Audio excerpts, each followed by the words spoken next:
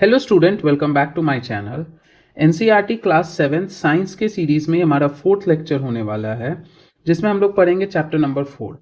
जैसा कि मैंने आपको बताया था कि हम लोग साइंस में किसको फॉलो कर रहे हैं, ओल्ड एनसीईआरटी को।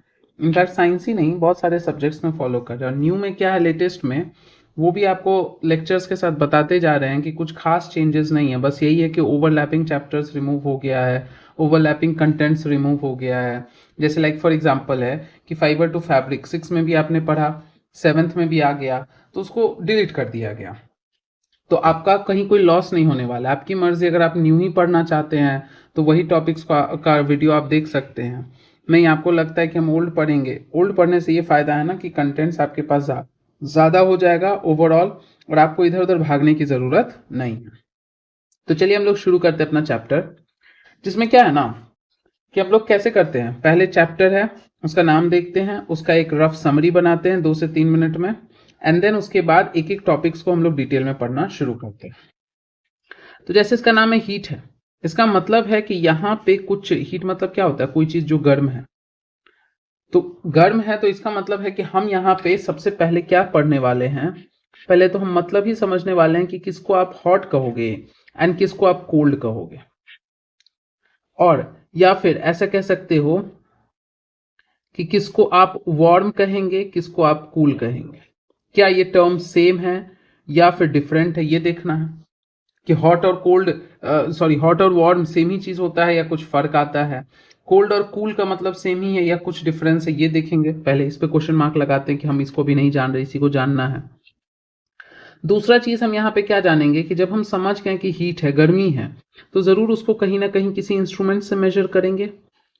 किससे करेंगे, वो क्या है, वो क्या एक ही टाइप का होता है पूरे दुनिया में या उसके अलग अलग टाइप्स होते हैं, किस तरह इस्तेमाल किया जाता है, ये सारा चीज हम लोग देखेंगे कि मतलब कैसे हम आखिर कुछ, जैसे मान लो आप कह रहे हो कि हाँ ठीक है, हम अपने घर से 2 किलोमीटर दूर है या 10 मिनट दूर है, तो आप कैसे किए, कुछ मेजर किए, कुछ नापे, कुछ आंके, तब तो पता है कि हाँ ठीक है, हम मैप पे देख रहे थे, हम जहाँ हैं वहां से मेरा घर 2 किलोमीटर दिखा रहा है, तो हमने बता दिया कि अच्छा ठीक है 2 किलोमीटर। आप जीपीएस का यूज किए, ग्लोबल पोजिशनिंग सिस्टम जिसे कहते हैं, आपने अपने जीपीएस का, अपने मैप का इस्तेमाल किया और मेजर करके आपने बता दिया।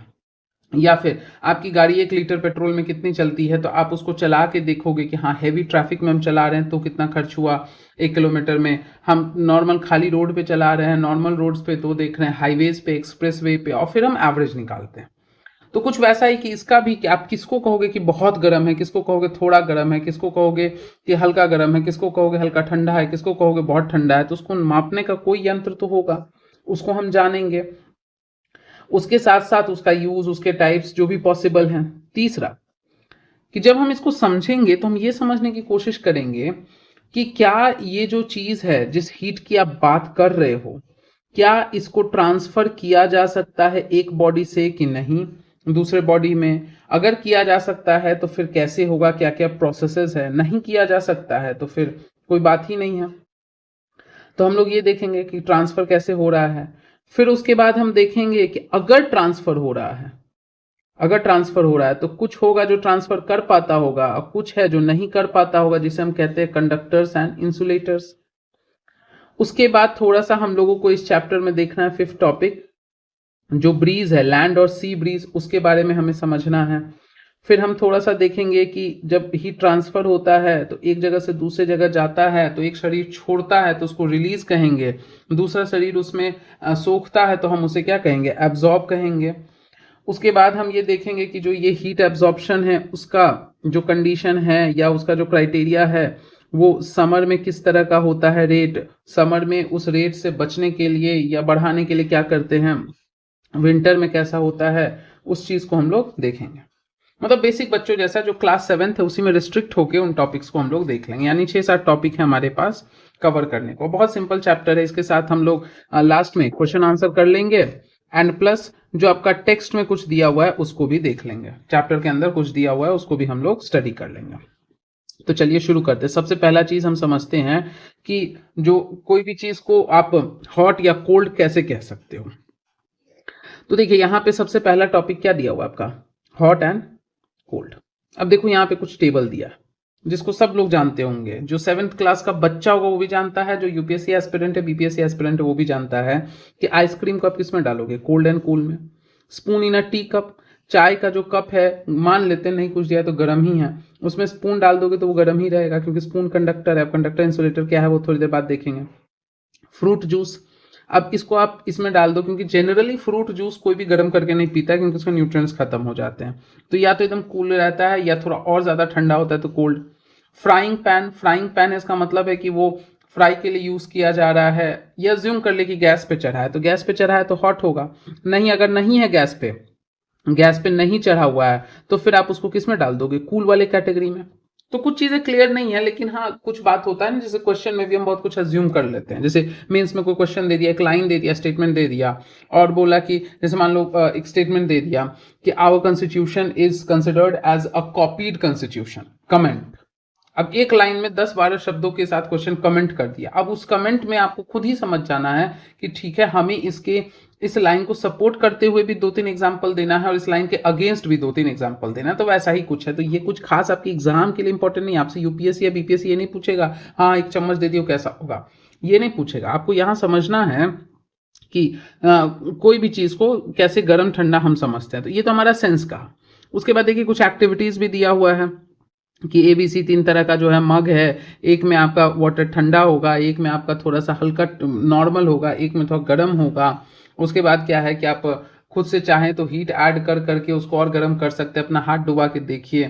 कूल वाटर में आपको ठीक लगेगा, वार्म में भी ठीक लगेगा, लेकिन बहुत ज़्यादा ठंडा आपको तकलीफ देगा, बहुत ज़्यादा गर्म पानी भी आपको क्या करेगा, तकलीफ देगा।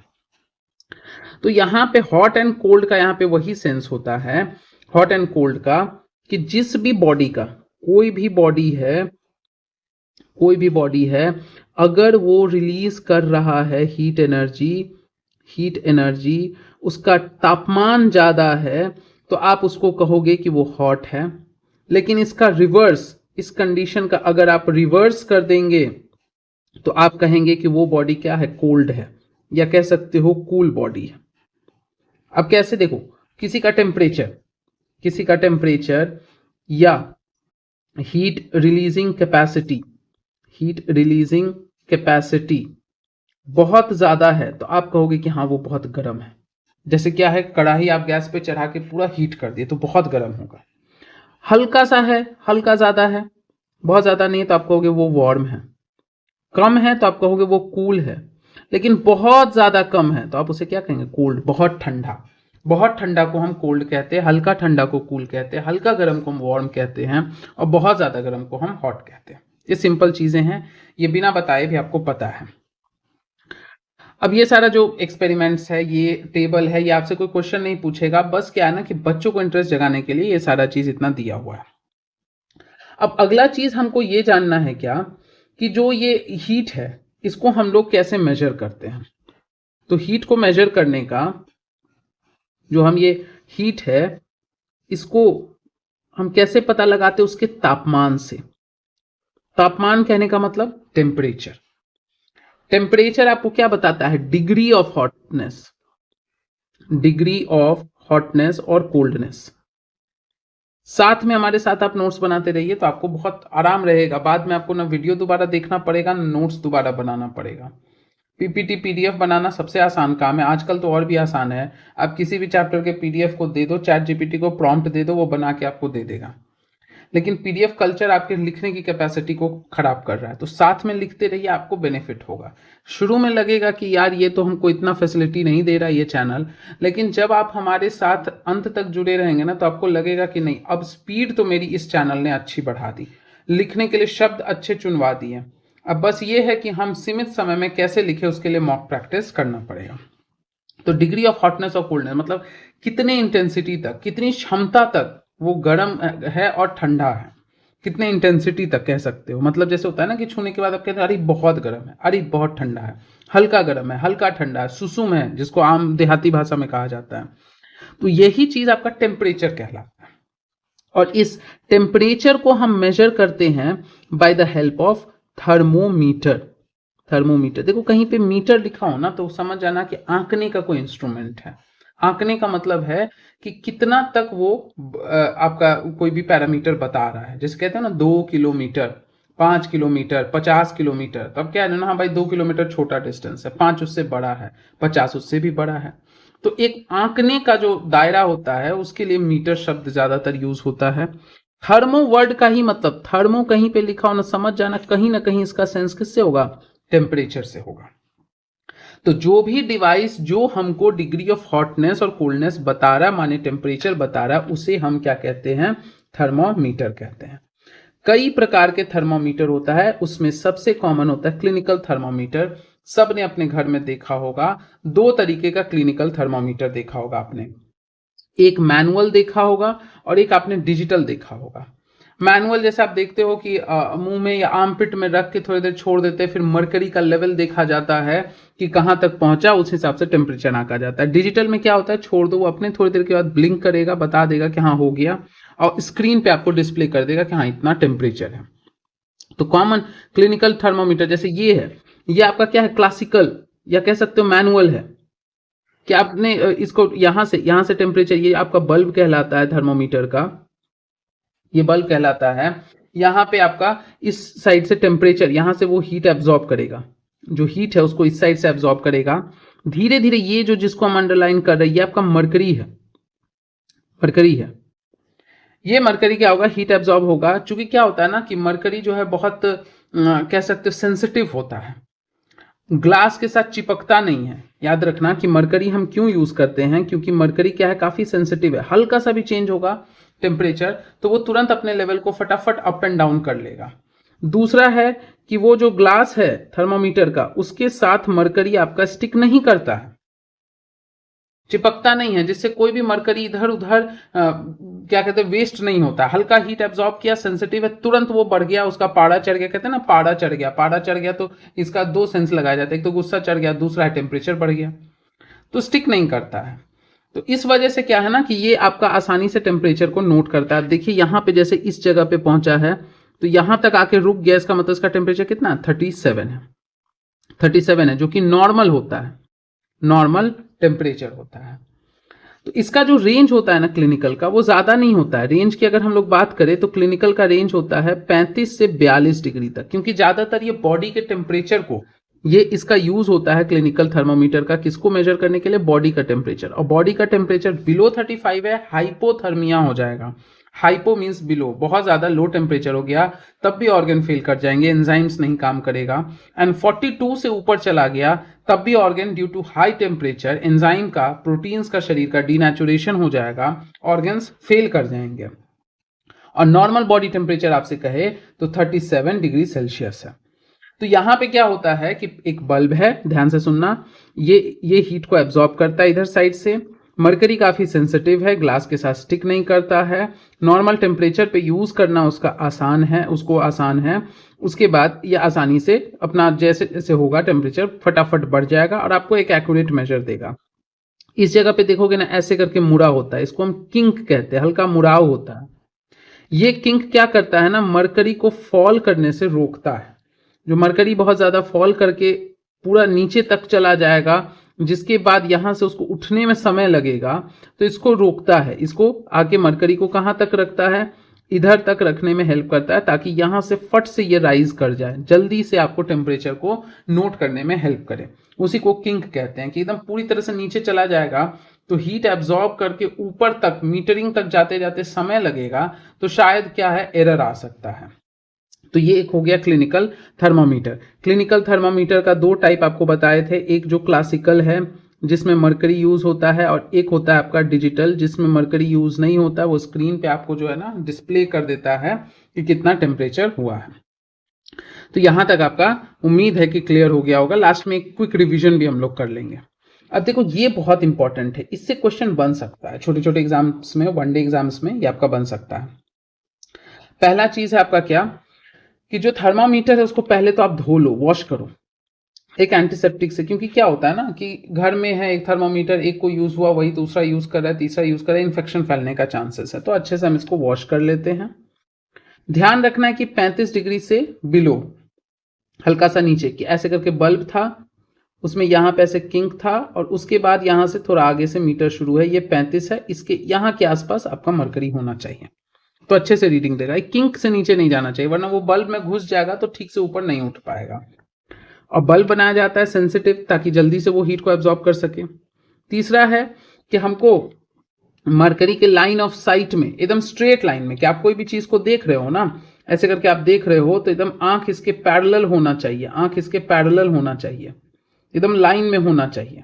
ये नहीं कि आप इधर से देखो या इधर से देखो, ऐसा नहीं करना है, एकदम स्ट्रेट लाइन में देखना है ताकि रीडिंग वो सही से आए। क्योंकि थोड़ा सा किनारे से देखोगे ना तो लगेगा क्या कि ये 37 के नीचे है, कभी इधर से देखोगे लगेगा 37 के ऊपर है। एकदम स्ट्रेट लाइन में वर्टिकली देखना है। उसके बाद है काफी ध्यान से रखना है, उठा के फेंकना नहीं है, पटकना नहीं है जोर से, बहुत गर्म जगह पे भी नहीं रखना है, फट सकता है ये मरकरी का चेम्बर। बहुत ठंडे में भी नहीं रखना, कूल जगह पे, नॉर्मल जगह पे रखना है, सेफ जगह पे, ताकि बच्चों के हाथ के रीच से दूर रहे, वरना वो गिरा के तोड़ सकता है। बल्ब के साइड से पकड़ के नहीं रखना है, मतलब यहाँ ये वाला जो पार्ट है, ये वाला पार्ट यहां से पकड़ के नहीं रखना है, वरना क्या होगा, वो आपके हाथ का टेम्परेचर नोट कर लेगा। आपको ग्लास के साइड से पकड़ना है। अब देखो क्या हो रहा है कि यहां पे ये जो इंपॉर्टेंट ये है, इसको देख लेना। ये जब थर्मामीटर में आप देखोगे ना तो ऐसे ऐसे ऐसे ऐसे ऐसे करके 5 लाइंस होगा, इस तरह से 5 लाइन होगा। जैसे यहाँ पे 1 है, यहाँ 2 है, या मान लो यहाँ 35 है, यहाँ 36 है, उसके बीच में से 5 लाइन होगा। इसका मतलब है कि आपका क्या हो रहा है कि 1 डिग्री जो है वो 5 लाइंस के बराबर है। इसका मतलब है कि अगर हम 1 लाइन की बात करें, 1 मार्क की, तो वो कितना होगा, तो वो होगा, या इसको ऐसे और सिंपल कर दो वरना यूनिटरी मेथड में आप कंफ्यूज हो जाओगे, कि 5 लाइंस मिल के आपको 1 डिग्री के वैल्यू दे रहा है। तो 1 लाइन की बात करें तो वो कितना आएगा, 1/5, मतलब 0.2 डिग्री सेल्सियस। मतलब है कि मान लो अगर मरकरी मेरा यहां तक पहुंचा हुआ है, मरकरी यहां है, Hg मीन्स मरकरी, तो हम समझ जाएंगे कि 35 तो है ही, प्लस 1 और 1, 2 लाइन है, इस दूसरे लाइन पे है। तो 1 लाइन का वैल्यू 0.2 है, तो 2 लाइन का वैल्यू क्या होगा, 0.2 into 2, that is 0.4 degree Celsius, मतलब 35.4 डिग्री सेल्सियस है मेजरमेंट। मान लो अगर मरकरी क्या है कि सपोज यहां पे पहुंचा, तो यहां पे पहुंचा, इसका मतलब है कि चौथे लाइन पे है। 1 लाइन का वैल्यू 0.2 है, 35 तो है ही, 35 के आगे है, तो 35 डिग्री है, या पॉइंट में कितना है, तो 1 लाइन का 0.2 के बराबर है, तो 4 का कितना होगा, 0.8। इसका मतलब 35.8 डिग्री सेल्सियस टेम्परेचर है। तो ये रिलेशन आपको याद रखना है। ये भी चीज आपको बता दी है कि नॉर्मल टेम्परेचर कितना होता है, 37 डिग्री सेल्सियस। जब आप टेम्परेचर मेजर करो, अगर 37 है, 37 के बिलो है, 37 के ज्यादा है, तो बिलो है तो आपको कहोगे हाइपोथर्मिया हो गया, थर्मिया मीन्स टेम्परेचर, थर्मो मीन्स, अगर ज्यादा है तो हाइपर हो जाएगा, हाइपरथर्मिया। बुखार जिसे हम आम भाषा में फीवर के नाम से जानते हैं, दोनों सिचुएशन ही ये है, प्रॉब्लमेटिक कंडीशन है। दोनों सिचुएशन में हमें अकॉर्डिंगली इलाज करना चाहिए, प्रिकॉशन लेना चाहिए, दवाई लेना चाहिए। फीवर है, पैरासीटामोल लेके डाउन करो। अगर बहुत लो टेम्परेचर है तो उसके अकॉर्डिंगली बॉडी में हीट प्रोड्यूस कराने के लिए आपको वो एक्सरसाइज, वो प्रिकॉशन, वो मेडिसिन उस तरह का दिया जाता है। ये चीज आप देख लो, करेक्ट मेथड क्या बताए थे कि एकदम इसका जो ये लाइन है, इस लाइन के एकदम परपेंडिकुलर आपका आंख का पोजीशन होना चाहिए। इधर साइड से भी नहीं देखना है, इधर साइड से भी आपको नहीं देखना है। तो ध्यान से इसको ऑब्जर्व करना है। अब यहाँ पे क्या है, एक एक्टिविटी दिया है कि कुछ फ्रेंड्स का बॉडी टेम्परेचर नोट करो और यहाँ लिखते जाओ। लिखते जाओ तो एक तरीके से आपको कह रहा है कि कंपैरिजन करो कि सबका बॉडी टेम्परेचर कैसा है। साथ ही साथ आपका एक टेस्टिंग भी हो जाएगा कि आपको थर्मोमीटर देखने आता है कि नहीं, वो भी हो जाएगा, आप एक्सपीरियंस भी हो जाओगे। तो वो आपको एक्टिविटी करने बोला है। फिर उसके बाद आपको अपना चार्ट बनाना है कि किसी का टेम्परेचर कहीं 37 से ज़्यादा है, किसी का कम है, जिसका जिसका एग्जैक्ट है उसके अकॉर्डिंगली आपको बनाना है। ये पॉइंट्स फिर से वही चीज़ मैंशनड है कि जो क्लिनिकल थर्मोमीटर है उसका रेंज आपका 35 से लेके 42 डिग्री सेल्सियस तक होता है। तो एक क्लिनिकल थर्मोमीटर जिससे आप बॉडी का टेम्परेचर या घर में यूज करते हो। लेकिन मान लो आपसे बोल दे कि नहीं, हमको बॉडी का टेम्परेचर से नहीं मेजर करना है, हमको क्या है, किसी ऑब्जेक्ट का टेम्परेचर मेजर करना है, हमें बॉइलिंग वाटर का, ऑयल का, इन सब का टेम्परेचर, मतलब जिसका टेम्परेचर 100 डिग्री 200 डिग्री के आसपास जाए, तो उन सब के लिए क्या है, तो सबके लिए अलग अलग थर्मोमीटर्स है। धीरे धीरे समय के साथ पढ़ेंगे, अभी 7th क्लास में है तो हम सिर्फ 2 ही तरह का पढ़ते हैं, एक क्लिनिकल, दूसरा लैबोरेटरी थर्मोमीटर। तो दूसरा जो एक थर्मोमीटर है, अब ये भी वही क्वेश्चन दिया हुआ है कि जो क्लिनिकल थर्मोमीटर है उसके लिए आपको क्या दिया हुआ है, क्वेश्चन कहा है कि आप बॉडी टेम्परेचर के अलावा किसी और टेम्परेचर को मत यूज कीजिए, क्योंकि उसका अगर ज्यादा होगा तो मरकरी 42 के पार जाना चाहेगा, जगह है नहीं ग्लास में, वो फट जाएगा। और साथ ही साथ क्या है कि बहुत गर्म, शुरू में ही आपको बता दिए कि बहुत ठंडी जगह, बहुत गर्म जगह पे आपको रखने की जरूरत नहीं है। दूसरा थर्मोमीटर क्या बताया, लैब थर्मोमीटर। लैब थर्मोमीटर का लगभग क्या होता है कि रेंज थोड़ा सा ज्यादा है, -10 से लेके 110 डिग्री सेल्सियस तक ये मेजर कर सकता है। इससे भी ज्यादा मेजर करने वाला बहुत सारे तरह के थर्मोमीटर होते हैं, इससे भी ज्यादा आपका 2000, 3000, 4000 डिग्री सेल्सियस भी मेजर करता है, बट अभी 7th के हिसाब से 2, एक क्लिनिकल याद करो जो बॉडी टेम्परेचर 35 से 42 के बीच का मेजर कर दे, और एक लेबोरेटरी जो कि आपका -10 से लेके लगभग आपका क्या है 110 डिग्री सेल्सियस तक का मेजरमेंट करके बता सके। इसका भी वही है, इसमें भी आपका क्या है, कोई भी थर्मोमीटर तो आपसे क्या पूछेगा, टेम्परेचर रेंज क्या है, कोई भी थर्मोमीटर रहेगा तो टेम्परेचर रेंज क्या, तो आपको पता है -10 to 110। दूसरा है किसको मेजर करेगा, तो सब ऑब्जेक्ट्स या substances other than human body, उसको ये मेजर करने में आपका हेल्प करेगा। तीसरा है प्रिकॉशंस, तो वही सेम प्रिकॉशंस लीजिए कि बल्ब के साइड से मत पकड़ो, जिस लिक्विड में डालना है उसमें सीधे बल्ब डाल दो, उसको थोड़ा वॉश कर लो, या फिर उसको एक बार चेक कर लो कहीं टूटा फूटा तो नहीं है, किसी भी रैंडम जगह पे नहीं रखना, गिर उड़ के टूट जाएगा, तो मोटा मोटी वही सेम बात है। उसके साथ साथ क्या है कि इसका भी जो आपका प्रिकॉशंस है तो ध्यान में रखना है कि वो जो मरकरी वगैरह है वो बहुत ज़्यादा लो लेवल पे ना हो, तो ये सब प्रिकॉशंस आपको देख लेना है। प्लस ऐसे बीकर में हम लोग रखते हैं तो पूरा जो है ना वो इमर्स करके रखना है इस तरह से, वरना क्या होगा, ऊपर ऊपर रखोगे तो जो लिक्विड है वो देखते हो ना कि कन्वेक्शन की वजह से ऊपर का सरफेस गर्म रहता है, नीचे ठंडा ही रहता है, तो ऊपर आपको गर्म दिखा देगा, नीचे हो सकता है लिक्विड ठंडा ही हो, तो पूरा डुबा के रखना है। तो यहाँ पे वही एक्टिविटी दिया है कि हम इसको कैसे यूज कर सकते हैं। तो यहाँ पे देखो सेम प्रिकॉशन है, देखोगे कि टेढ़ा मेढ़ा नहीं रखना है, वर्टिकली एकदम ध्यान से देखना है, साइड से नहीं देखना है, सही से प्लेस करना है, बहुत ठंडा बहुत गर्म में नहीं रखना है, मरकरी को देख चेक कर लेना है टूटा फूटा तो नहीं है, ये सारा चीज़, ये तरीका उतना रीड करने का जरूरत नहीं, इस डायग्राम को आप देख लो, इंपॉर्टेंट है। ये देखो कैसे रखे, एकदम वर्टिकली, ना ऐसे रखे हैं ना ही ऐसे रखे हैं, एकदम वर्टिकली इसको रखा गया है ताकि स्ट्रेट रहे, तो आपको रीडिंग करने में कोई दिक्कत ना हो। कभी खुद से ही नोटिस करना, आप स्केल ले लो, थर्मोमीटर छोड़ दो, आप एक स्केल ले लो, एक पेज पे उसको रखो और उसको आप जो है ना मेजर कर लो कि हाँ ठीक है 1 से लेके 14 सेंटीमीटर तक हम लाइन ड्रॉ करेंगे। एकदम वर्टिकली उसको देखो, अच्छे से आपका लाइन ड्रॉ होगा। साइड से देखोगे तो आपको लगेगा कि हम थोड़ा पीछे हैं, थोड़ा आगे कर ले, हम थोड़ा आगे हैं थोड़ा पीछे कर ले, तो एग्जैक्ट रीडिंग नहीं आएगा, ट्राई करके देख लेना। तो पूरी तरह से देख रहे हो इस लिक्विड में पूरी तरह से इमर्स्ड है, तो इमर्स करना है पहला चीज, तो इसको एकदम स्ट्रेट रखना है। दूसरा चीज, इसका जो बल्ब है वो डूबा होना चाहिए, इमर्स्ड होना चाहिए। तीसरा चीज आपको एकदम स्ट्रेट में देखना है, तो ऐसे करके ये मेजर करना है। नेक्स्ट एक्टिविटी भी कुछ वैसा ही है कि आप हॉट वाटर लीजिए बीकर में, उसके बाद थर्मोमीटर डालिए, उसके बाद तब तक वेट कीजिए जब तक मरकरी का जो मूवमेंट है वो रुक ना जाए, उसके बाद देखिए कि कितना आपका मेजरमेंट हो चुका है। तो ये सब वही एक्टिविटी कर करके आपको बता रहा है कि कैसे मेजर करना है। अगेन देख रहे हो क्लिनिकल थर्मामीटर में यहाँ पे जो शुरू में बताया था ऐसे करके किंक दिखाया ताकि मरकरी यहीं तक रुक जाए, इसके आगे मरकरी जाने ना पाए। ये देखो आपका डिजिटल वाला, देख रहे हो डिजिटल वाला, ये बल्ब है, ये बल्ब है, यहाँ से आपका टेम्परेचर मेजर होगा और थोड़ी देर के बाद आपका यहाँ पे ये स्क्रीन है, यहाँ देख रहे हो ब्लिंक करके बता दिया। बॉडी अगर 37 है तो 37 लिख के आएगा, अगर 38 हो गया है, 39 हो गया है तो वो लेके आता है। अब आपका ये क्वेश्चन होगा कि हमें तो कभी कभी बताया जाता है कि 98.2 डिग्री है नॉर्मल बॉडी टेम्परेचर, 102 बुखार हो गया, 103 बुखार हो गया, तो ये क्या चीज़ है, तो ये भी बताते हैं।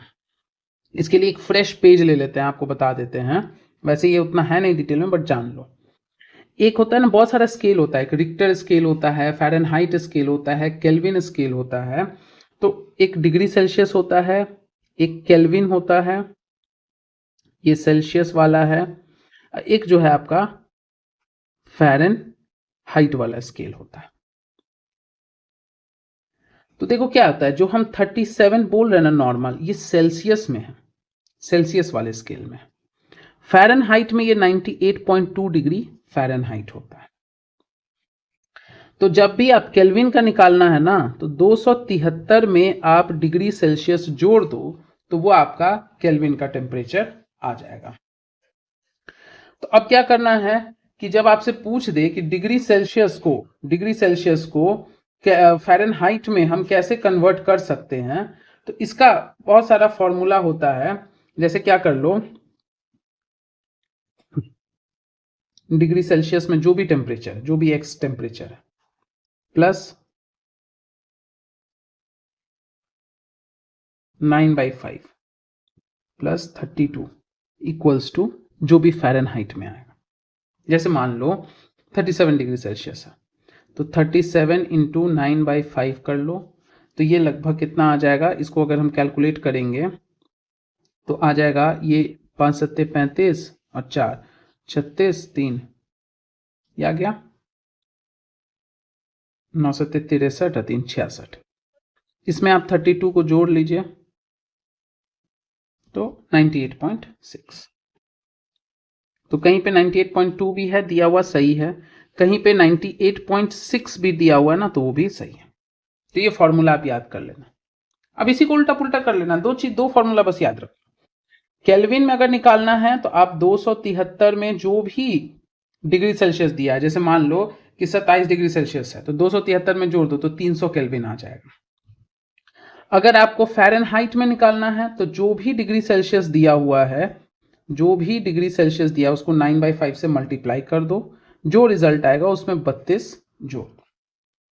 अब सेल्सियस में निकालना है तो इसको आप क्या करना है, डिग्री सेल्सियस में अगर निकालना है तो f माइनस 32, इसको इधर ले आए तो f माइनस 32 हो गया गुने 5/9।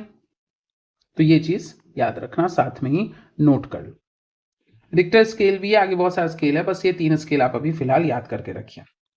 तो अब यहां से अगर आपसे पूछ दे कि कि जो आपका नॉर्मल बॉडी टेम्परेचर है, नॉर्मल बॉडी टेम्परेचर किसका, हम ह्यूमन की बात कर रहे हैं, तो वो कितना होगा, तो डिग्री सेल्सियस में आप कह देना 37। अगर डिग्री फ़ारेनहाइट में कह दिया तो 37 गुने 9/5 प्लस 32, 98.6 डिग्री फ़ारेनहाइट। अगर आपसे बोल दिया जाए केल्विन में निकालने, तो आप कह देना 273 में हम 37 जोड़ देंगे तो 7 3 10 हो गया और 11 310 केल्विन। तो ऐसे करके क्वेश्चन बनाया जा सकता है। अब आता है क्या अगला टॉपिक। तो सबसे पहले हम लोग क्या पढ़ लिए, हम लोग पढ़ लिए कि हीट, हॉट और कोल्ड क्या होता है, कूल वार्म क्या होता है। उसके बाद हमने देख लिया कि जो आपका टेम्परेचर है उसको मेजर करते थर्मोमीटर से। फिलहाल 2 टाइप जान लो, अगर ज़्यादा रेंज का कवर करना, मतलब 0 डिग्री से भी थोड़ा सा नीचे -10 तक, और 100 से ऊपर थोड़ा 110 तक, तो हम लेबोरेटरी थर्मोमीटर यूज़ कर सकते हैं। इससे ज़्यादा भी लो, इससे ज़्यादा भी हाई है तो और भी थर्मोमीटर्स हैं, आगे के क्लासेस में पढ़ेंगे। इतना देख ले थर्मोमीटर को यूज़ करने का क्या प्रिकॉशन है, क्या रेंज है, नॉर्मल बॉडी टेम्परेचर केल्विन में, फ़ारेनहाइट में, सेल्सियस में क्या होता है वैल्यू, वो सब हम देख लिए। अब देखेंगे एक टॉपिक हमारा ट्रांसफ़र ऑफ हीट, जिसमें बहुत सारा टॉपिक्स आपका दिया हुआ है, बहुत सारा लाइन्स आपका दिया है, ये आप रीड कर लेना, ठीक है। रीड करने का मतलब ये नहीं कि आप हम बताएंगे नहीं, इसको हम अलग से फ्रेश पेज पे समझाएंगे विथ कॉन्सेप्ट। इसलिए हम बोले कि ये टेक्स्ट को रीड कर लेना, रीड करके आपको कुछ वर्ड्स मिलेगा, कुछ आपको लाइंस मिलेगा, उससे आपका वोकैब स्ट्रांग होगा, लेकिन कॉन्सेप्ट अभी हम समझाएंगे अच्छे से। ये सारा एक्टिविटीज़ वगैरह भी सब आपको समझ में आ जाएगा, ये सारा चीज़ कैसे कैसे ट्रांसफ़र होता है। प्लस ये भी आप अपना रीड कर लेना, लैंड ब्रीज, सी ब्रीज क्या होता है वो सब आप रीड कर लेना, कॉन्सेप्ट अभी हम समझाते हैं।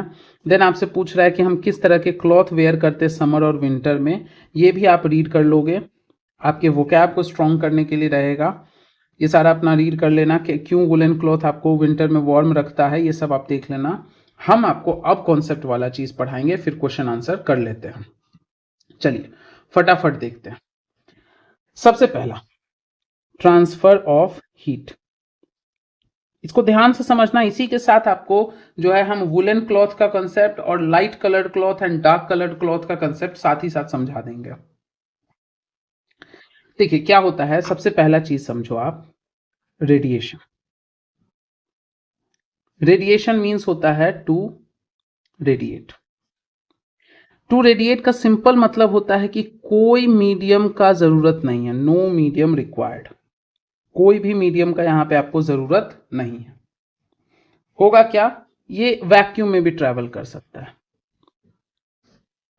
जैसे फॉर एग्जांपल यहां सन है,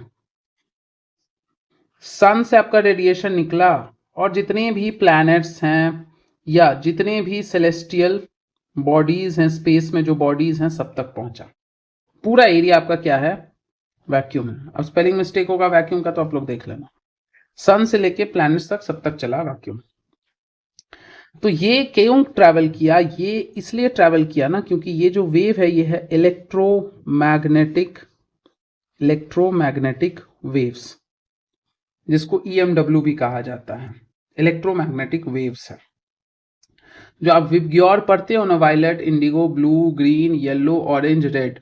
वायलेट से नीचे जो आप अल्ट्रा वायलेट और रेड से ऊपर जो आप infra red and radio waves ये सब पढ़ते हो, वो सब मिला के आपका कहलाता है इलेक्ट्रोमैग्नेटिक वेव्स, जिसका लगभग 3 × 10⁸ मीटर पर सेकेंड के आसपास से स्पीड है। काफी हाई स्पीड है, एनर्जी हाई है। इस तरीके से साइन वेव में ये ट्रैवल करता है, मतलब ऐसे ऐसे ऐसे ऐसे करके ट्रैवल करता है, जिस वजह से इसको कोई मीडियम का जरूरत नहीं है। बिना मीडियम के भी एकदम आराम से ये ट्रैवल कर सकता है। तो जब किसी भी मीडियम को बिना यूटिलाइज किए कहीं से भी कोई भी आपका जो इलेक्ट्रोमैग्नेटिक रेडिएशंस है वो आपका इलेक्ट्रोमैग्नेटिक वेव के थ्रू ट्रैवल करता हुआ चला आ रहा है, उसी को हम कहते क्या है, ये रेडिएशन का प्रोसेस। तो यहाँ कोई भी मीडियम आपसे पूछेगा कि सॉलिड में ज़्यादा होता है स्पीड, लिक्विड में ज़्यादा होता है, गैस में होता है, किस में मैक्सिमम है किस में मिनिमम है, सब में कहना बराबर है क्योंकि किसी मीडियम की इसको ज़रूरत ही नहीं है। तो ये एक तरीका हुआ रेडिएशन का। दूसरा, जब आप 11th-12th के फिजिक्स में आओगे ना, तब वहाँ पे आपको इसके अच्छे से बहुत सारे डेरिवेशंस भी आपको बताएंगे, मैग्नेटिक इलेक्ट्रिक फील्ड ये सब भी बताएंगे। अभी फिलहाल इतना समझो। दूसरा मेथड आता है कंडक्शन। कंडक्शन, इसको मीडियम का जरूरत है, मीडियम का जरूरत है, बिना मीडियम के ये नहीं जाएगा। अगर मीडियम नहीं है, अगर मीडियम नहीं है तो कोई भी हीट का ट्रांसफर नहीं होगा। इसमें अगर पूछे रेट क्या है तो आप कहोगे सॉलिड में सबसे ज्यादा है, फिर लिक्विड में एंड फिर गैस में। तो यहां पे होता क्या है कि जैसे ध्यान से समझना, ये पार्टिकल्स है, ये कोई सब्सटेंस है, उसके अंदर ये छोटे छोटे छोटे छोटे आपके पार्टिकल्स। तो क्या होता है, यहां से हम हीट दे रहे हैं, ठीक है, इसने एब्जॉर्ब किया, ये इसको ट्रांसफर कर दिया, ये इसको ट्रांसफर कर दिया, ये इसको ट्रांसफर, ये इसको ट्रांसफर, ये इसको ट्रांसफर, ये इसको, ये इसको, ये इसको, ऐसे करते करते करते करते ये जो है ना आपका, ऐसे करते करते ट्रांसफर करते करते करते करते करते करते ये आपका यहां तक आ गया। अब इस जगह पे को अगर आप टच करोगे तो आपको फील होगा, हीट फील होगा। तो यहां पे देखो सिंपल सा लॉजिक समझो। पार्टिकल्स आपके क्या हैं, पार्टिकल्स जितना ज्यादा क्लोजली पैक्ड होगा, पार्टिकल्स जितना ज्यादा क्लोजली पैक्ड होगा उतना क्विकली हीट ट्रांसफर होगा। यानी यहां पे डिपेंड कर रहा है किसके, पार्टिकल्स के अरेंजमेंट पे, जिसको हम लैटिस अरेंजमेंट कहते हैं या पार्टिकल्स का अरेंजमेंट कहते हैं। इसीलिए सॉलिड में आपका सबसे ज्यादा क्लोज होता है, सबसे ज्यादा, इसीलिए सॉलिड में ज्यादा फास्ट होता है।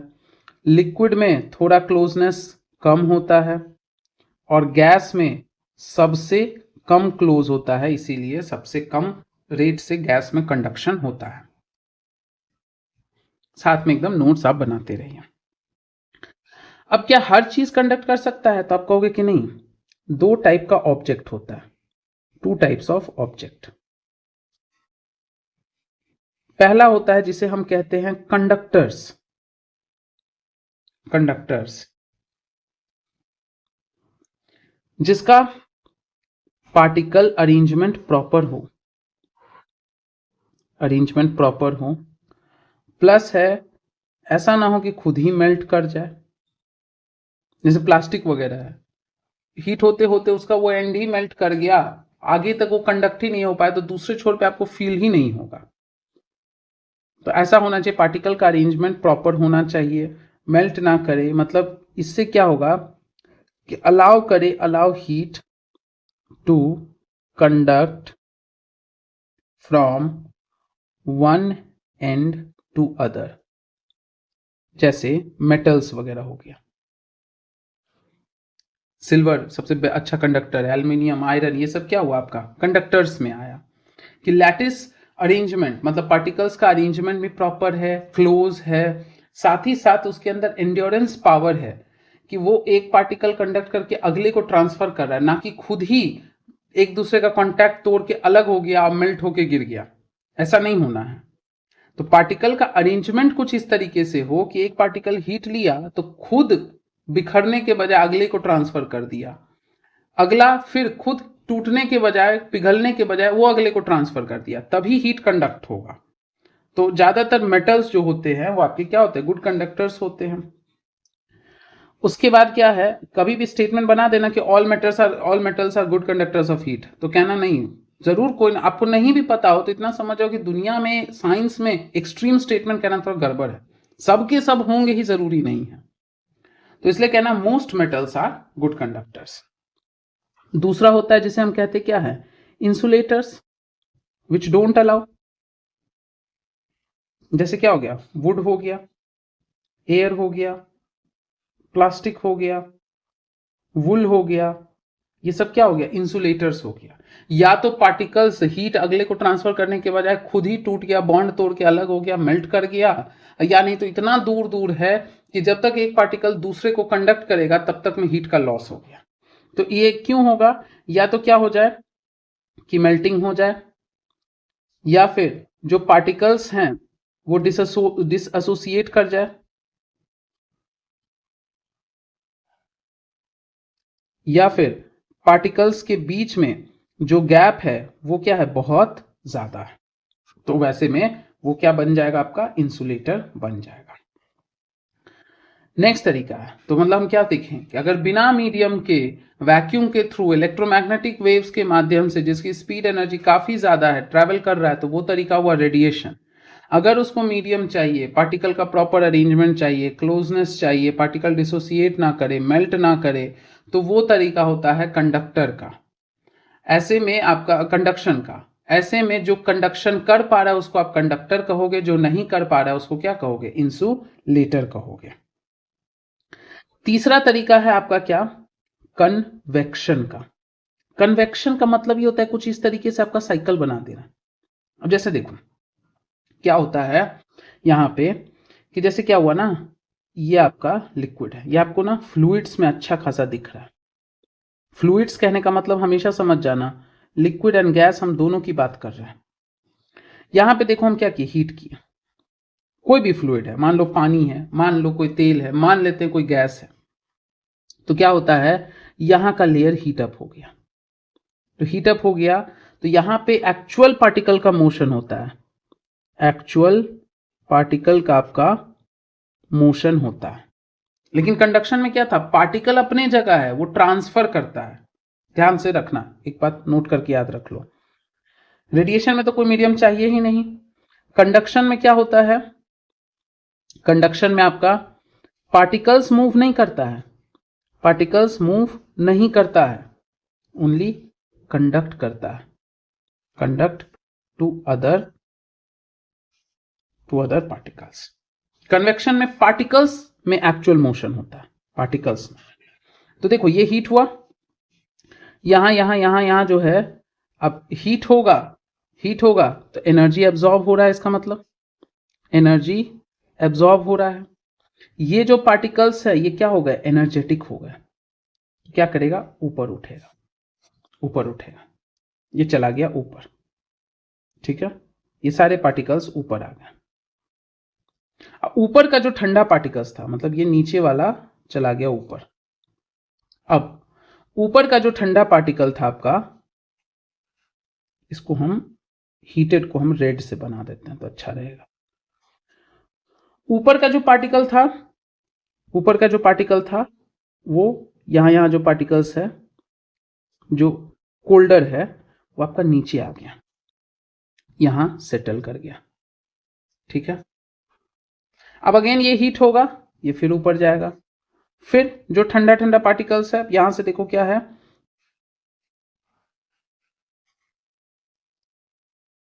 यहां सब आ गया। इसलिए देखना, जब पानी गर्म होता है ना तो ऊपर का हिस्सा छुओगे ना तो गर्म लगेगा, लेकिन हाथ और डीप करोगे तो नीचे का ठंडा लगने लगता है। ये ऊपर का जो ठंडा ठंडा पार्टिकल्स था, ये सब जो पार्टिकल है वो वापस से क्या हो गया, नीचे आ गया, नीचे आ गया।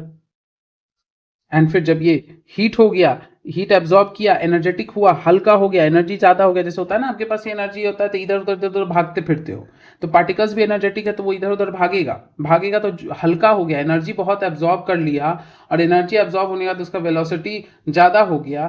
तो ज्यादा हो गया इसका मतलब है कि वो क्या करेगा, ऊपर की तरफ भागेगा, हल्का हो गया, हल्का हो गया तो ये क्या देखो, ऊपर की तरफ, ऊपर की तरफ भाग गया। तो ऐसा ही चलता रहता है। तो जो एक्चुअल पार्टिकल का मोशन होके हीट का मूवमेंट होता है, ट्रांसफरिंग होता है, वो कन्वेक्शन है। पार्टिकल नहीं मूव करता है, सिर्फ एक से दूसरे को दे रहा है तो कंडक्शन है। और बिना किसी मीडियम के जा रहा है तो हम उसे क्या कहते हैं, रेडिएशन कहते हैं। ये तीन तरीका होता है जिससे हीट ट्रांसफर होता है। और कन्वेक्शन का ही एक और टाइप होता है ना, जो हवा का हॉरिजॉन्टल मूवमेंट नहीं है। जब हवा अपने साथ एक जगह से ठंडा चीज दूसरे जगह ले जाता है तो उस स्पेशल कन्वेक्शन को आप एडवेक्शन कह सकते हैं, लेकिन है वो कन्वेक्शन ही, तो वो ऐसा नहीं कि चौथा कोई टाइप है। तो अब यहां पे जो मोड ऑफ हीट ट्रांसफर है, उसका कुछ हम एप्लीकेशन देख लेते हैं, अप्लाइड यूज देख लेते हैं।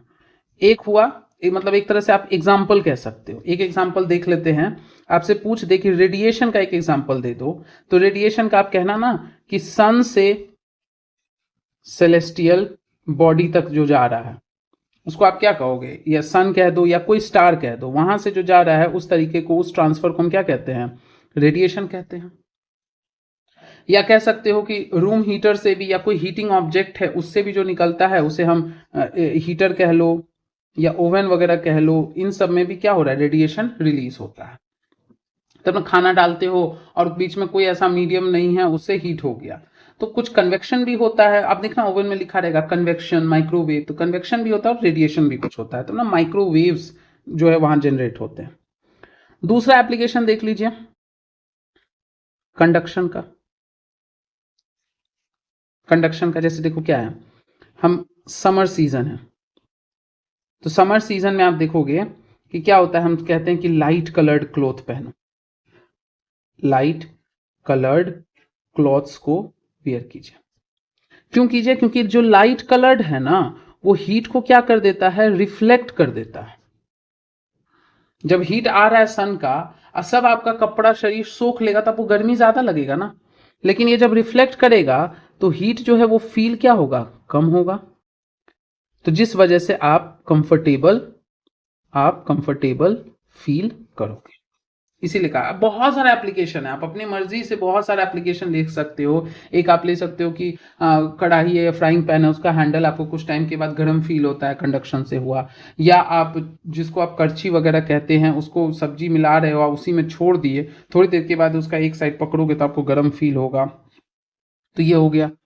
तो ये हो गया कि जब कपड़ा से टकराया वो वापस चला गया तो बैक हो गया। तो एक तरीके से आप कह रहे हो ना कि यहाँ पे एग्जाम्पल कंडक्शन और रेडिएशन दोनों का हुआ। सन से रेडिएशन के रूप में एनर्जी आया और आपके कपड़े तक पड़ा, कपड़े तक पड़ा तो बहुत कम आपके शरीर तक कंडक्ट हुआ, very less conducted towards body, ज्यादा रिफ्लेक्ट हो गया। तो कह सकते हो कि ये उतना अच्छा बॉडी तक कंडक्ट नहीं कर पाया।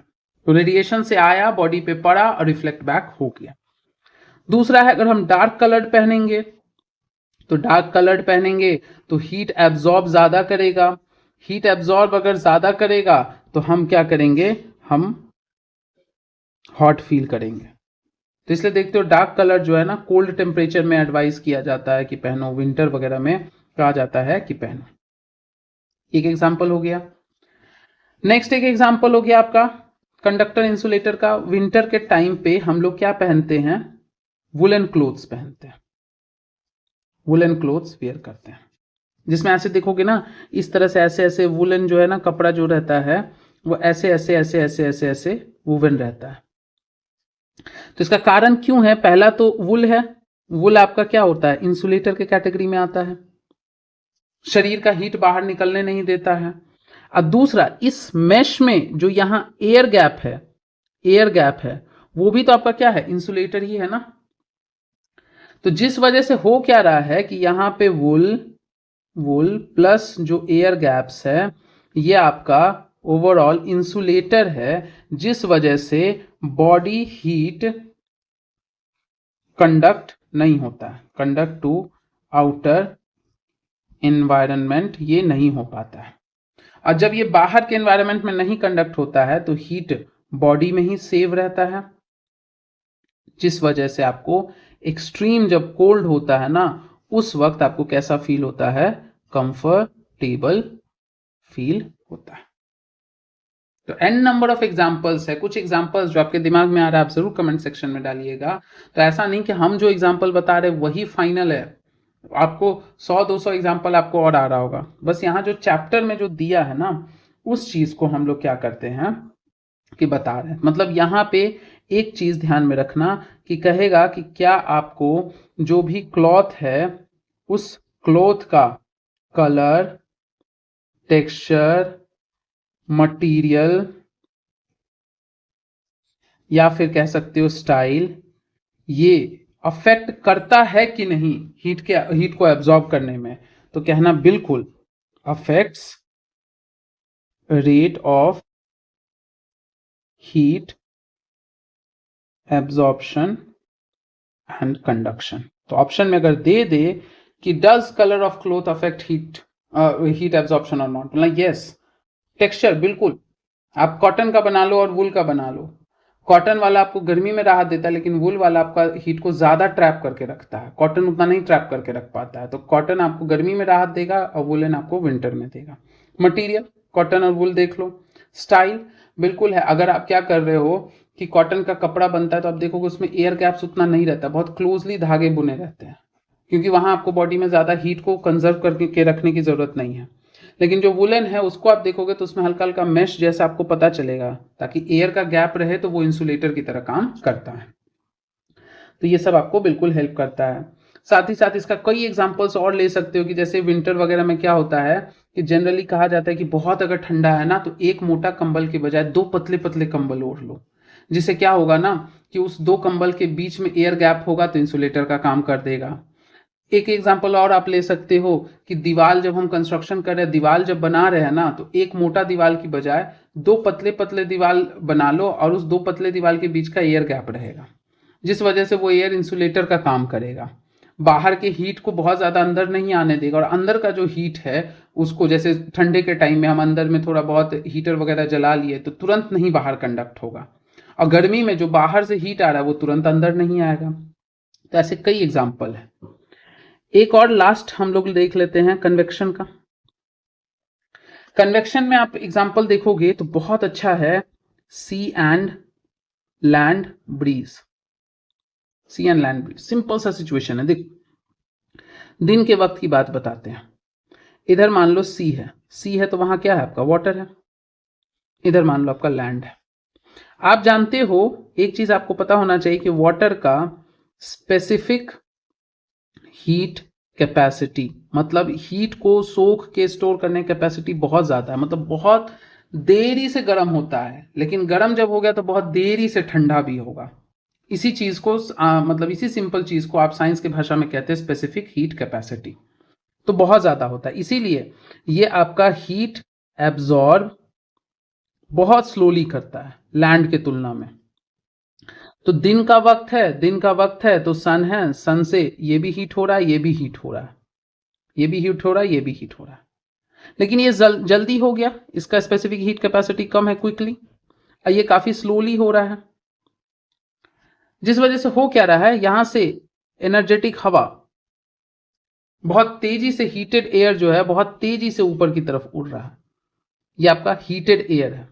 अभी जस्ट बताए थे ना कि जो पार्टिकल्स है वो हीट एब्जॉर्ब किया, और जितनी तेजी से हीट एब्जॉर्ब हुआ वो बहुत एनर्जेटिक हो गया। हवा है, हवा जब एनर्जेटिक होता है तो हल्का होता है, हल्का होता है इसका मतलब एनर्जेटिक हवा क्या करेगा, ऊपर की तरफ भागेगा, तो ऊपर की तरफ भागा, अब यहाँ नीचे खाली हो गया, तो ये हवा जो है ये ऊपर की तरफ जब भागा, नीचे की तरफ आपका खाली हो गया, तो इसमें क्या होगा, इस जगह पे आपका क्या है, कोल्ड एयर है, कोल्ड एयर है, यहाँ हाई प्रेशर हो गया, यहाँ लो प्रेशर हो गया, क्योंकि जगह छोड़ के हवा ऊपर चला गया ना, अब नीचे हवा नहीं है तो लो प्रेशर हो गया, यहाँ तो अभी भी हवा है, ये हीट नहीं हुआ है उतना, तो जिस वजह से यहाँ हाई प्रेशर, यहाँ लो प्रेशर। और आप जानते हो कि स्पॉन्टेनियसली कोई भी चीज अपने हाई से लो की तरफ जाता है तो क्या होगा कि इधर सी से लैंड की तरफ एक हवा चलेगा, और कैसा कूल एयर यहाँ फ्लो करेगा, तो सी से लैंड की तरफ आ रहा है, इसीलिए हम इसको क्या कहेंगे, सी ब्रीज,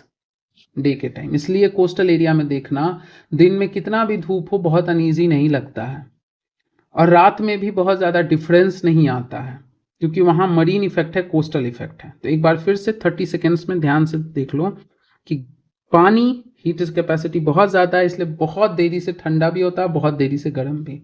आप नोट करना कि पूरी गर्मी पानी हीट होता रहेगा, आपके अंडरग्राउंड वाटर रिजर्व में हीट होता रहेगा, तो आपको गर्मी में कभी भी पानी जो है ना, आप जब भी फ्रेश पानी चला के टंकी में भरते तो ठंडा ठंडा लगता है, क्योंकि वो अभी हीट नहीं हुआ है। लेकिन भर गर्मी जब वो हीट होते होते जब ठंडा का टाइम आएगा तब तक वो हीट हो चुका है, तो ठंडे के टाइम में आप देखोगे बाहर का एनवायरनमेंट ठंडा है, लेकिन जब आप मोटर में पानी चलाते हो तो नॉर्मल पानी रहता है, बहुत गर्म पानी नहीं रहता है, बहुत ठंडा पानी नहीं रहता है। तो वैसे यहाँ पे भी, यहाँ हीट नहीं हुआ है तो यहाँ अभी भी कूल एयर है, यहाँ अभी भी कूल एयर है, हवा ऊपर राइज नहीं किया है, यहीं जमा है, तो सब यहीं जमा है तो हाई प्रेशर होगा, जबकि यहाँ हीट होके ऊपर चला गया इसलिए लो प्रेशर है। कोई भी चीज हाई से लो की तरफ मूव किया तो दिन के वक्त सी से लैंड की तरफ कन्वेक्शन होता है, तो उसको हम क्या कहते हैं, सी ब्रीज। यही सेम चीज नाइट में आपका रिवर्स हो जाता है। नाइट में देखो तो कंडीशन क्या है, रिवर्स है। क्या हुआ, नाइट के टाइम में कोई हीट है नहीं, दिन भर का हीट होके सी क्या हो चुका है, हीटेड हो चुका है, heated due to daylight. तो दिन भर में पूरा गर्मी आते आते शाम तक होते होते आप पानी गर्म हो गया।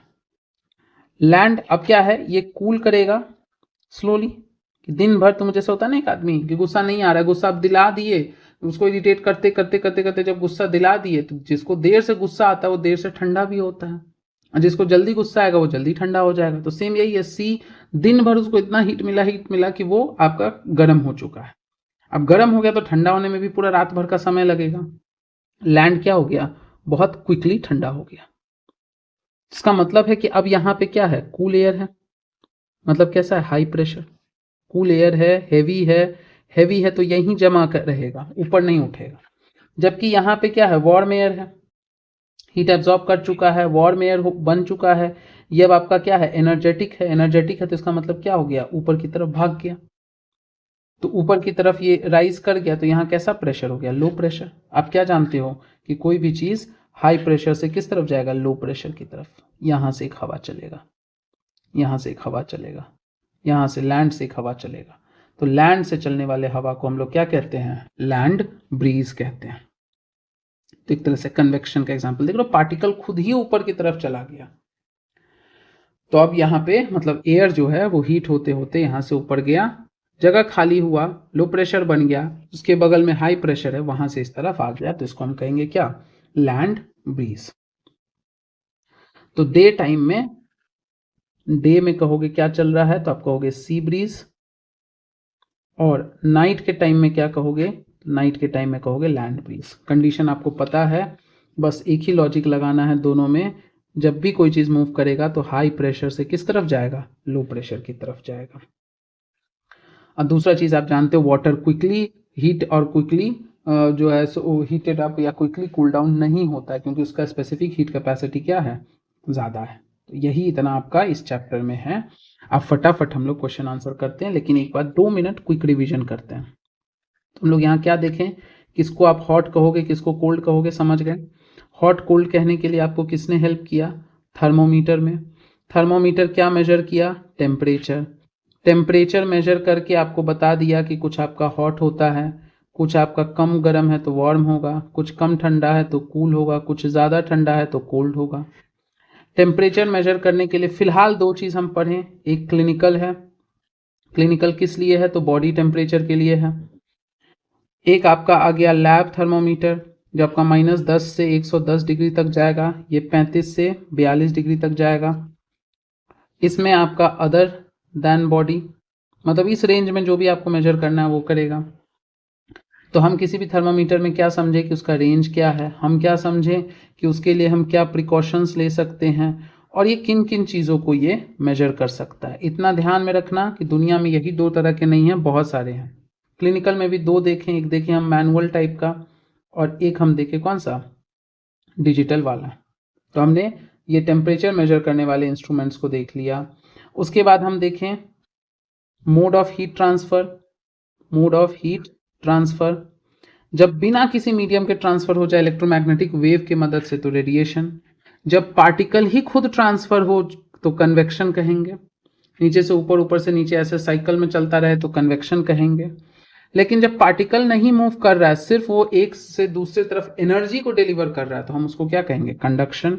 और कुछ उसके अप्लाइड एग्जाम्पल्स हम देख लिए, जैसे रेडिएशन से सन का लाइट हमारे बॉडी पे आया, अब हम अगर लाइट कलर का कपड़ा पहने हैं तो बॉडी तक कंडक्ट कम होगा और रिफ्लेक्ट ज़्यादा होगा। डार्क पहने हैं तो बॉडी तक एब्जॉर्ब होकर कंडक्ट ज़्यादा होगा और रिफ्लेक्ट कम होगा, तो गर्मी महसूस होगा। फिर हम दो चादर अगर ओढ़ें तो हमको गर्मी थोड़ा ज़्यादा लगता है, या 2 कंबल, क्योंकि एयर गैप है, एयर इंसुलेटर होता है, वुल इंसुलेटर होता है, इसलिए हम विंटर में पहनते हैं। कन्वेक्शन का एग्जाम्पल देखिए, लैंड ब्रिज और सी ब्रिज, इसमें से 2 ही बात याद रखना है। पहला, कोई भी हवा अपने से हाई प्रेशर से लो प्रेशर की तरफ जाता है, और दूसरा, पानी बहुत देरी से ठंडा भी होता है और बहुत देरी से गर्म भी होता है। लैंड बहुत जल्दी ठंडा होता है, लैंड बहुत जल्दी गर्म होता है। तो उस अनुसार हमने फिट कर लिया कि दिन के वक्त सी ब्रीज चलेगा और रात के वक्त लैंड ब्रीज चलेगा। अब चलो फटाफट हम लोग क्वेश्चन आंसर कर देते हैं और फिर आगे बढ़ते हैं। देखिए यहाँ पे क्या कह रहा है, state similarities and differences between lab thermometer and clinical. आप ये लिख सकते हो, लैब का रेंज और क्लिनिकल का रेंज एक डिफरेंस बन जाएगा। दूसरा, क्लिनिकल बॉडी टेम्परेचर, लैब आपका अदर देन बॉडी टेम्परेचर। तो ये आपका दूसरा। तीसरा, मेजरमेंट करने का तरीका भी आप बता सकते हो। Give 2 examples each of conductor and insulator, आपको नोट्स में दिया हुआ लिख लेना। Fill in the blank, the hotness of object is determined by thermometer. Temperature boiling water can not be measured by clinical. Clinical से कैसे करो, क्योंकि 100 डिग्री पे आपका मेजर ये होता है, बॉयल करता है, तो उसके लिए आप लैब यूज करो, क्लिनिकल फट जाएगा। Temperature is measured in degree Celsius, ये इसका ऐसा यूनिट नहीं है, सॉरी, वो तो केल्विन है, मतलब अरे यार, डिग्री सेल्सियस। इसके अलावा अगर ऑप्शन में फ़ारेनहाइट भी रहता, केल्विन भी और ऑल रहता तो हम ऑल भी मार्क करते, लेकिन कॉमन हम लोग सेल्सियस में यूज़ करते हैं। किसी मीडियम का ज़रूरत नहीं है, किसमें, रेडिएशन में। Cold steel spoon is dipped in a cup of hot milk, it transfers heat. तो स्टील स्पून है, मेटल है और सॉलिड है, तो सॉलिड है तो कैसे ट्रांसफर करता है, पार्टिकल एक दूसरे को हीट देता है, ना कि खुद मूव करता है। तो ये हो जाएगा आपका कौन सा, conduction. Clothes of dash colour absorb heat better than clothes of light colour, कैसा कलर का, डार्क कलर का। मैच द कॉलम कर दो। लैंड ब्रीज कब आता है, नाइट के टाइम में, सी ब्रीज डे के टाइम में। डार्क कलर क्लोथ कब पहनते हैं, विंटर में, और लाइट कलर समर में। Discuss Y wearing more layers of clothing during, यहाँ एयर गैप का बात कर लो, कि अगर हम एक मोटा कपड़ा की बजाय 2-3 लेयर पहनते हैं, जैसे देखते होगे ना हम लोग भी बचपन में, अभी भी 2-3 लेयर का पहन लेते हैं, या कभी कभी एक पतला स्वेटर उसके ऊपर से दूसरा मोटा, फिर जैकेट। एयर गैप आता है, वो इंसुलेटर है, तो शरीर के हीट को बाहर जाने नहीं देता है। अगला कह रहा है कि look at figure 4.13, mark where the heat is being transferred by conduction, convection and radiation. देखो यहां से यहां जाएगा आपका कंडक्शन से, कि हीट तो यहां हो रहा है लेकिन डंडा छुओगे तो गर्म लगेगा, तो क्या होगा, कंडक्शन से। उसके बाद क्या है कि इधर से इधर जो जा रहा है आपका, रेडिएशन से जा रहा है।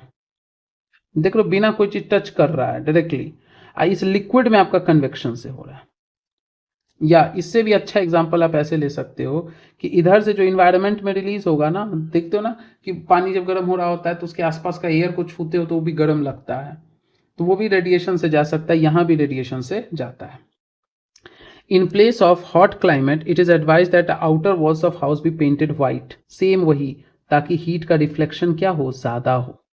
घर के अंदर कंडक्शन कम हो, रिफ्लेक्शन ज्यादा हो। 1 liter of water at 30 degrees Celsius is mixed with 1 liter of water at 50.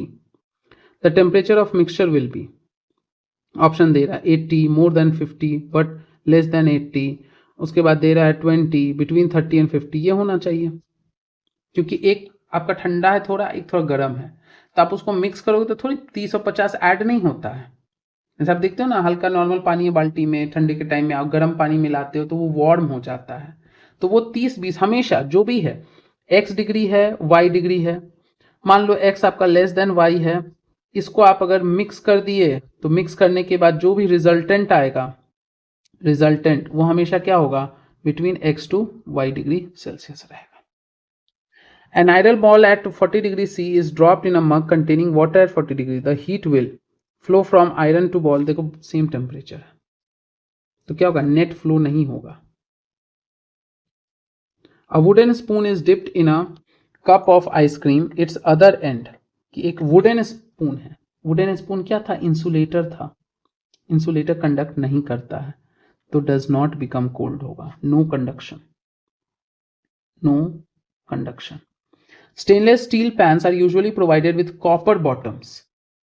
The reason for this could be copper bottoms makes the pan more durable. Such pans appear colorful. Copper is, पहले तो ये तो बेकार चीज है, ऐसा थोड़ी है कि कलरफुल ही करने के लिए, कलरफुल करने के लिए तो पेंट भी कर सकते हैं। Copper is better conductor of heat than stainless steel. Copper is easier to clean than stainless steel, better conductor है, इसीलिए हम लोग डालते हैं ताकि अच्छे से, सिल्वर डाल दे तो और अच्छे से कंडक्ट करेगा। अब ये आपका जो है ना एक्टिविटीज़ एंड प्रोजेक्ट्स है, एग्जाम के लिए बिल्कुल भी इंपॉर्टेंट नहीं है। जो लोग स्कूल के बच्चे हैं वो अपना एक्टिविटी वगैरह परफॉर्म कर सकते हैं अपना देखने के लिए। ये देख लेना, सेल्सियस स्केल को क्या है, स्वीडिश एस्ट्रोनॉमर ने बनाया था, डू नो में छोटा मोटा वनडे एग्जाम में पूछ सकता है। उनका नाम क्या था, एंडर्स सेल्सियस, इसीलिए उन्हीं के ऑनर में ये यूज किया जाता है। ईयर 1742। बॉइलिंग पॉइंट को बस ये क्या किए ना कि उल्टा कर दिए। अब कोई एक पैरामीटर होता है, आप रीडिंग को क्या करो, उल्टा लाइन को अगर आप ऐसे लिख रहे हो, मान लो हम यहाँ पे 1 2 3 4 5 ऐसे करके लिख दिए और इस साइड से रख के मेजर किए और यहाँ से यहाँ कोई चीज़ आए तो कहे हाँ 4 सेंटीमीटर का है, लेकिन मेरा मर्जी हम कहे कि नहीं, हम ऐसा करते हैं कि हम एक स्केल बनाते हैं, यहाँ रहेगा 5, यहाँ 4, यहाँ 3, यहाँ 2, यहाँ 1। तो अब यहाँ पे हम ऐसे करके रखेंगे तो हम कह देंगे ना कि हाँ मेरा स्टार्टिंग पॉइंट 5 है और एंडिंग पॉइंट क्या है, 3 है। तो ये कुछ वैसे ही कहे क्या कि हम ऐसे स्केल बनाएंगे कि नीचे में 100 डिग्री सेल्सियस लिखेंगे या ऊपर में 0 डिग्री लिखेंगे, और क्या करेंगे कि हम जो है सो इस साइड से डिप करेंगे, आइस रहेगा तो 0 पे ही रुक जाए, इस पे क्या कह रहे हैं, इस साइड से हम डिप करेंगे। हम मान लो बॉइलिंग वाटर है तो मरकरी राइज होते होते होते यहाँ तक आएगा, तो हमको बताएगा कि अच्छा 0 पे रुका, इसका मतलब बॉइलिंग वाटर 0 डिग्री। ये बहुत अच्छा क्वेश्चन बना सकता है, क्योंकि जनरली क्या होता है, हम समझते हैं कि ज़्यादा है तो हाई टेम्परेचर है, कम है तो लो, बट ये साइंटिस्ट जो है इनका दिमाग थोड़ा घूम गया था, इसीलिए वो टॉप पे 0 रखे थे, बॉटम पे 100। आइस रहेगा तो आइस तो यहीं तक रुक जाएगा, तो कहेंगे हम आइस का 100 डिग्री है और बॉइलिंग वाटर का क्या है, 0 डिग्री सेल्सियस है। तो ये एक यूनिक एक्सेप्शनल चीज़ था, इसको ध्यान में रखना, हो सकता है वनडे एग्जाम में पूछ ले। इसी के साथ हमारा ये चैप्टर खत्म हुआ। मिलते हैं अगले वीडियो में बाकी के चैप्टर्स, बाकी के कॉन्सेप्ट्स, बाकी के टॉपिक्स के साथ। तब तक के लिए चैनल को सब्सक्राइब नहीं किया तो सब्सक्राइब कर लीजिए, और जो भी क्वेश्चन किए ज़रूर आप कमेंट में आंसर करें। Thank you everybody.